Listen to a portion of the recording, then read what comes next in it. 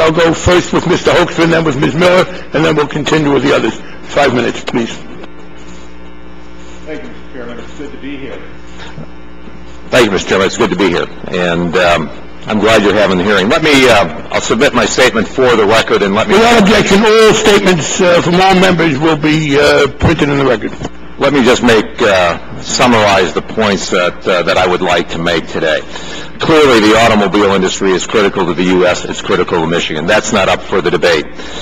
Critically, or also essential, if the big three receive taxpayer-funded infusions of cash, I believe all the rules change.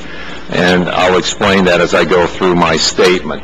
But I think that as a committee and as a Congress, we need to consider a wide range of alternatives as we take a look at how to get the automobile industry healthy again.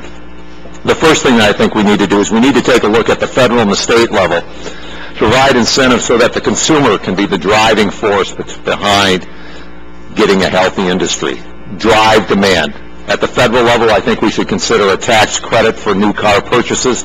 At the state level, I think we should take a look at, the state policies. Michigan has an illogical sales tax. When someone in Michigan buys a new car, they pay a sales tax on the full purchase price of the car. The state, Michigan, should take the lead. We should only charge sales tax on the differential, the difference between the purchase price of a new car and the trade-in value. So I think the states and the federal government need to take a look at how we can drive demand for new car purchases to help get the big three moving. The second thing that I think we need to do is we need to take a look at some of the federal policies that have or will be implemented or are being considered being implemented. The first is we've provided this $25 billion for the industry to retool itself to move towards new CAFE standards.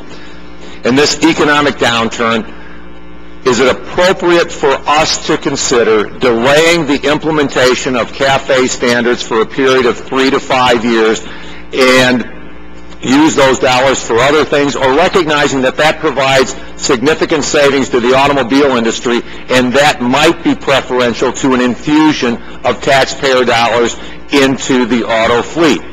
The second thing that we ought to consider is there's been a lot of discussion about whether there will be state standards for CAFE or emissions. Should Congress reassure the big three that we are going to have a consistent national standard for safety standards, for CAFE standards, and emission standards, so that they don't have to worry about the complexity or the confusion that they would be under if states started implementing various standards for them to meet, for them to sell their cars in their states. A third point is, if the committee and Congress finds itself moving down the path of providing taxpayer assistance, the rules do change. These companies, the workers, employees, and management are now accountable to the shareholders. We have a fiduciary responsibility to protect the interest of the taxpayer. Yes, these companies and these employees now are accountable to Joe the plumber and others. You know, in my district, the average manufacturing salary across the country is $31 an hour, including fringes. For the transplant companies, it's $48 an hour. For workers in the big three, it's $73 per hour.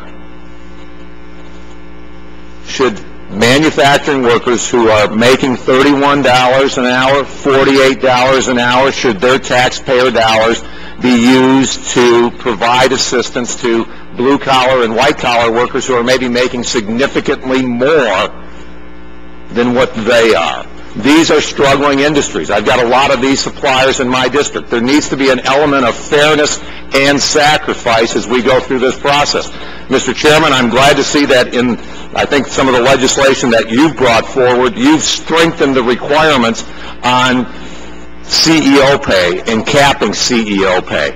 Because what we've seen in the financial bailout package, you know, when the company set aside $40 billion for bonuses, we've done something wrong. And, Mr. Chairman, of an interest to yourself and myself, let me raise one final point. Federal prison industries. Federal prison industry, how does that fit with the automobile industry?